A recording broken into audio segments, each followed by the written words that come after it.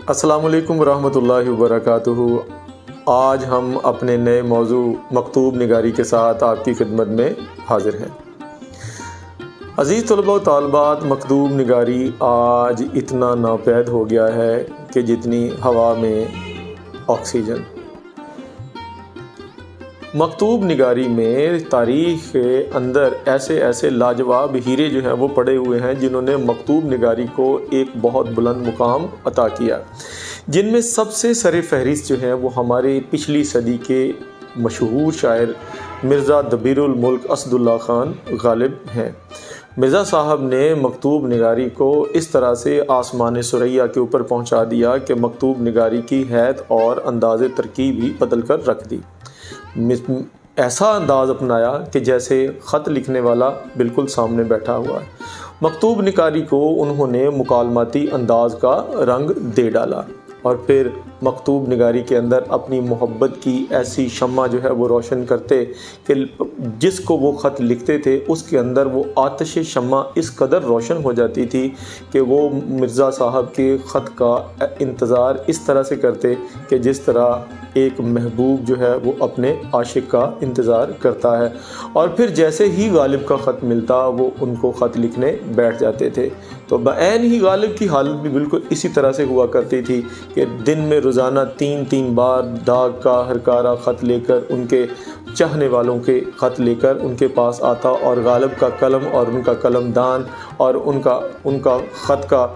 جو ورق تھا وہ اس شدت انتظار میں ہوتا کہ کب غالب ان کو اپنے الفاظ کو ان کے صفحہ کرتاس پر منتقل کرتے ہیں۔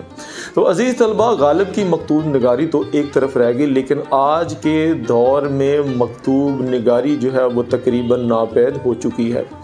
غالب کا جو انداز سخن تھا وہ آج کہیں خال خال ہمیں نظر آتا ہے۔ لیکن عزیز طلباء و طالبات،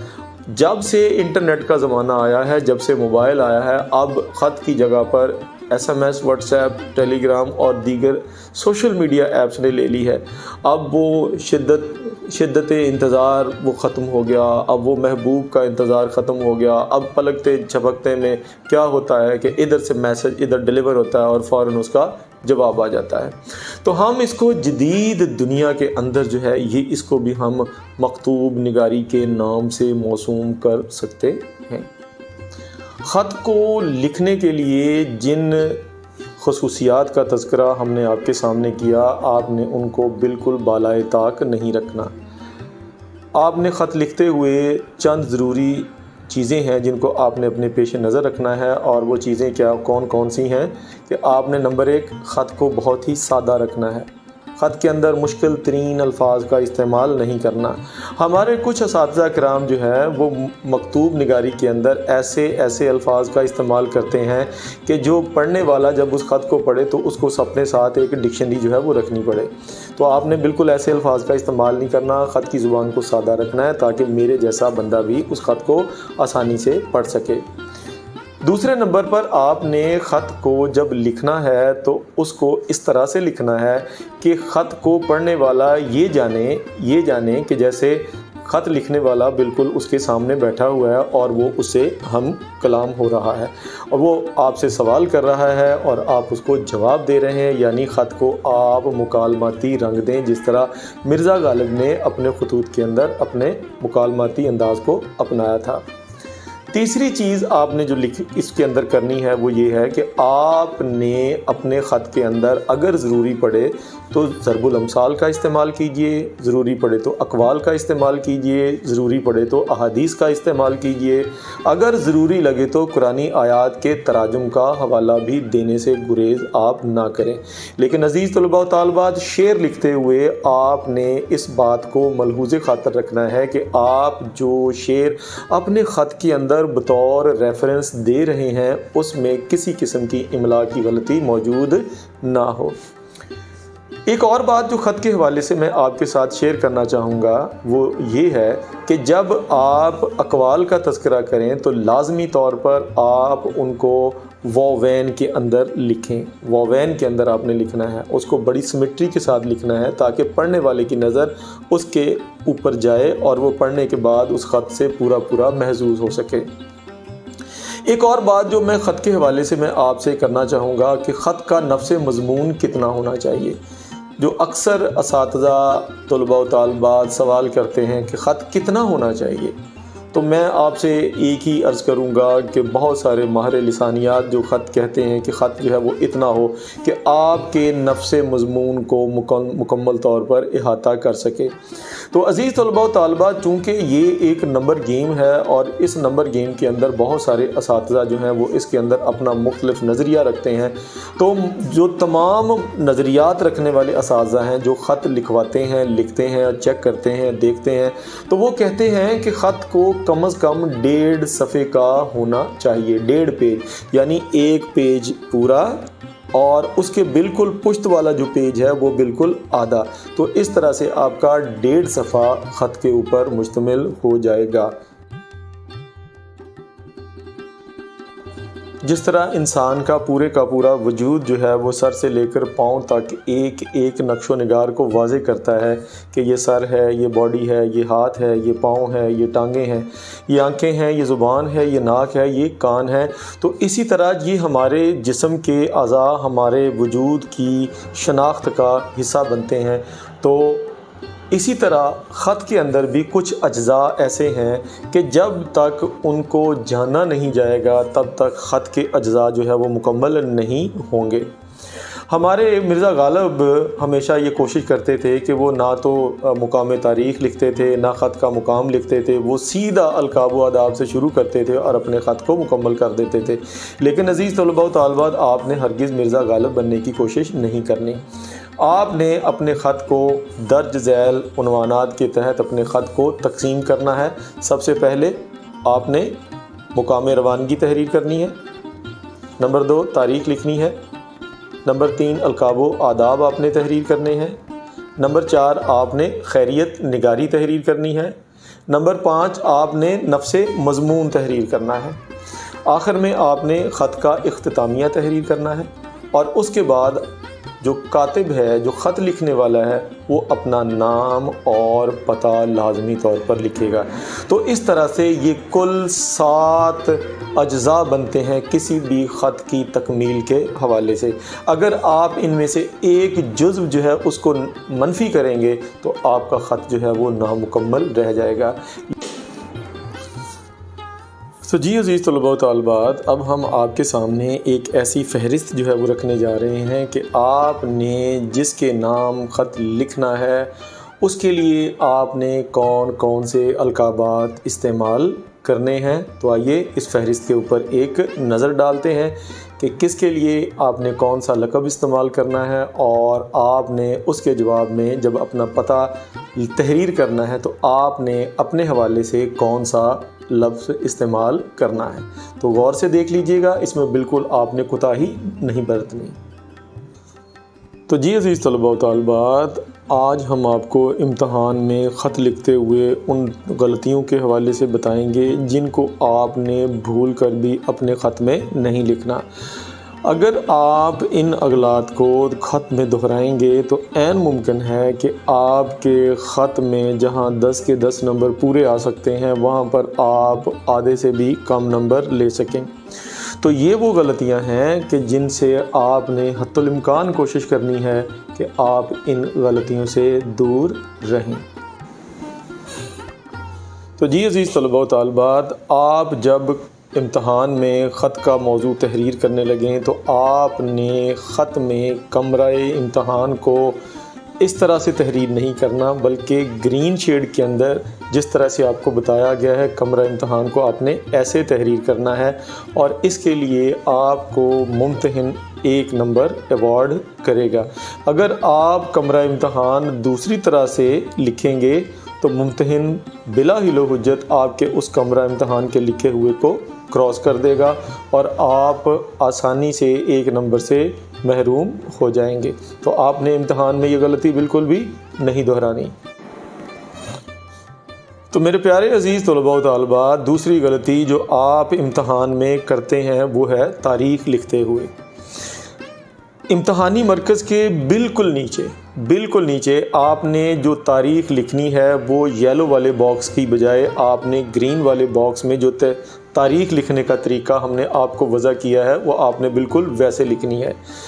تاریخ لکھتے ہوئے آپ نے 22 کے بعد ایک چھوٹا سا ختمہ ضرور لگانا ہے تاکہ مہینے اور تاریخ کے درمیان ہم آسانی سے فرق کو محسوس کر سکیں، اور سن کے بعد آپ نے کوشش کرنی ہے کہ ایک چھوٹا سا حمزہ یا سن کی جو ایک علامت ہوتی ہے وہ آپ نے لازمی طور پر لکھنی ہے۔ اس طرح سے آپ امتحان میں تاریخ کا بھی 1 نمبر لینے میں کامیاب ہو جائیں گے۔ ایک سب سے اہم غلطی جو آپ خط لکھتے ہوئے دہراتے ہیں کہ ہم نہ تو سلام کرتے ہوئے اپنے درست تلفظ کا استعمال کرتے ہیں اور نہ ہی لکھتے ہوئے۔ آپ جب بھی خط کے اندر السلام علیکم تحریر کریں تو آپ نے اس بات کا خاص طور پر خیال رکھنا ہے کہ ہم نے جو پیلے باکس کے اندر سلام لکھے ہوئے ہیں وہ سارے کے سارے غلط ہیں۔ آپ نے جب بھی خط کے اندر السلام علیکم تحریر کرنا ہے تو آپ نے گرین باکس کے اندر لکھے ہوئے درست حروف کا استعمال کرتے ہوئے اپنے السلام علیکم کو واضح طور پر درست تحریر کرنا ہے۔ اگر آپ پیلے والے باکس کے اندر لکھے ہوئے السلام علیکم کو تحریر کریں گے تو آپ کا سلام بالکل غلط ہو جائے گا۔ جی تو پیارے بچوں، القاب و آداب کے سیکشن میں جب ہم آتے ہیں تو آپ یہاں پر پھر ایک غلطی دہرا جاتے ہیں کہ آپ پیارے ابا جان، پیاری امی جان، پیارے ماموں جان، اس کے فوراً بعد آپ کیا کرتے ہیں کہ آپ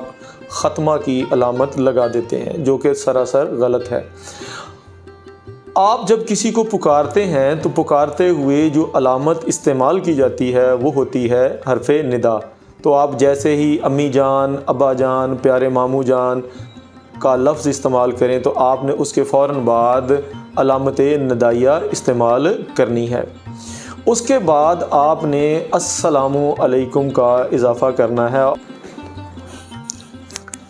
تو جی عزیز طلباء و طالبات، ہم 3 نمبر حاصل کرنے کے بعد اپنے چوتھے نمبر کے حصول کے لیے کوشاں ہیں۔ آپ نے میرے ساتھ جڑے رہنا ہے اور سیکھنا ہے کہ یہ چوتھا نمبر آپ کو کہاں سے ملے گا۔ تو دیکھیے گا کہ یہ خیریت نگاری خط لکھنے، جس کا خط آپ کو موصول ہوتا ہے اس کو آپ نے اپنی خیریت سے مطلع کرنا ہے اور اس کی خیریت سے آپ نے آگاہی اپنے خط کے اندر تحریر کرنی ہے۔ عمومی طور پر دیکھا گیا ہے کہ ہمارے بہت سارے طلباء و طالبات اس خیریت نگاری سے قطع نظر جو ہے وہ ہو جاتے ہیں اور خط کے اندر خیریت نگاری کے مضمون کو بالکل ترک کر دیتے ہیں، تو پھر گلہ کرتے ہیں کہ ہمارے خط کے اندر نمبر پورے نہیں آئے۔ اگر آپ خیریت نگاری کے مضمون کو اس میں سے حذف کر دیں گے تو میں وعدہ کرتا ہوں کہ آپ کو کسی قسم کا کوئی نمبر آپ کو نہیں ملے گا اور آپ نے خیریت نگاری کو بالکل اپنے خط کا حصہ بنانا ہے۔ طلباء و طالبات، ہم 4 نمبر لینے میں کامیاب ہو چکے ہیں۔ اب ہم نے 5 نمبروں کے حصول کے لیے جد و جہد کرنی ہے، اور یہ وہ 5 نمبر ہیں جو بیس کرتے ہیں آپ کے نفس مضمون پہ۔ اب آپ نے خط کے سوال کو دیکھنا ہے کہ خط کے اندر جو سوال لکھا ہوا ہے اس سوال کا جواب اب ہم نے اس نفس مضمون کے اندر تحریر کرنا ہے۔ مثال کے طور پر آپ نے اپنے ابا جان سے کتابوں کے لیے پیسے منگوانے ہیں تو آپ نے اپنے خیالات کو اس طرح سے ترتیب دینا ہے اور اپنے ابا جان کو کچھ اس طرح سے اپنے اخراجات کی تفصیل بنا کر بھیجنی ہے کہ وہ آپ کی ان تجاویز کو، ان کی توجیحات کو اس طرح سے لیں کہ وہ آپ کو مزید پیسے بھیجنے پر وہ قائل ہو جائیں۔ تو کہنے کا مطلب یہ ہے کہ آپ نے مزید پیسوں کے لیے اپنے ابا جان کو قائل کرنا ہے۔ مہنگائی کے حوالے سے آپ نے بتانا ہے، فیس کے حوالے سے بتانا ہے، نوٹ بکس کے حوالے سے آپ نے بتانا ہے، میس کے حوالے سے آپ نے بتانا ہے، بجلی کے اخراجات کے حوالے سے آپ نے بتانا ہے۔ تو مجھے امید ہے کہ آپ کے ابا جان جو ہیں وہ لازمی طور پر آپ کی ان تمام معروضات کے اوپر توجہ فرمائیں گے اور آپ کو پیسے بذریعہ منی آرڈر یا آپ کو جائز کیش یا ایزی پیسہ یا کسی اور جو سوشل میڈیا ایپ ہیں ان سے آپ کو پیسے بھیجنے میں کامیاب ہو جائیں گے۔ تو عزیز طلباء طالبات، آپ نے اپنے الفاظ کا چناؤ اس طرح سے کرنا ہے کہ اس میں شائستگی، نرمی، محبت اور پیار کا اس طرح سے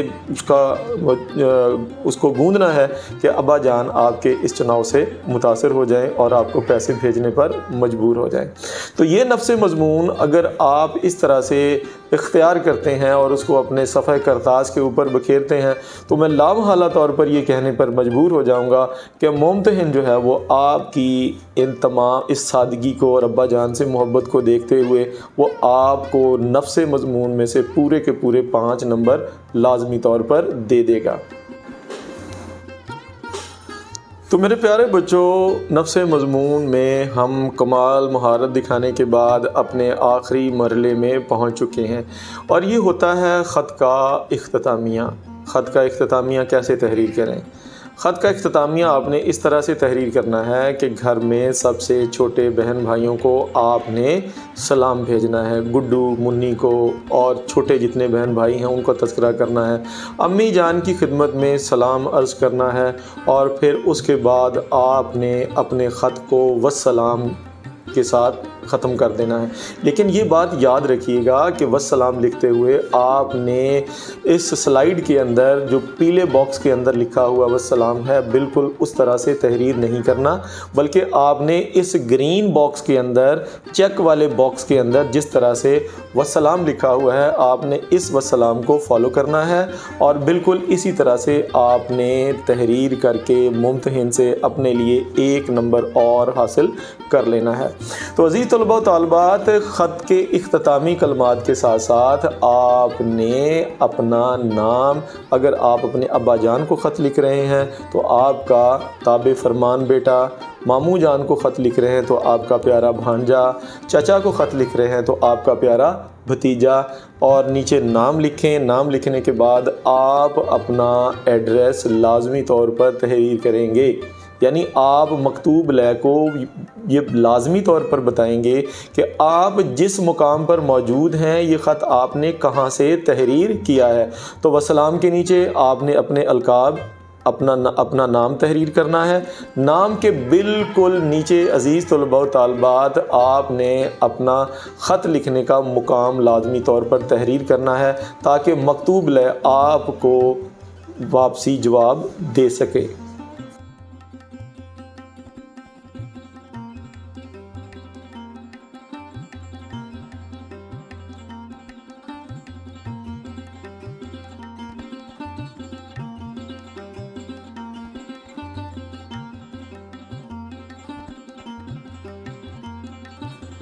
تو جی عزیز طلباء، یہ تھا ہمارا آج مکتوب نگاری کے اوپر وہ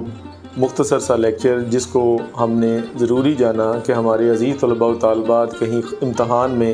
خط لکھتے ہوئے کسی پریشانی کا شکار نہ ہو جائیں، تو ہم نے آپ کی اس پریشانی کو حتی الامکان کم کرنے کی کوشش کی ہے۔ تو آپ نے اگر اس لیکچر کو اچھے طریقے سے دیکھ لیا ہے تو اپنے اس لیکچر کو لازمی طور پر لائک کر لیجئے، شیئر کر لیجئے، اور اگر آپ نئے ہیں تو ہمارے اس چینل کو سبسکرائب کر لیں تاکہ ہمارا ہر آنے والا لیکچر آپ کو بآسانی مل سکے۔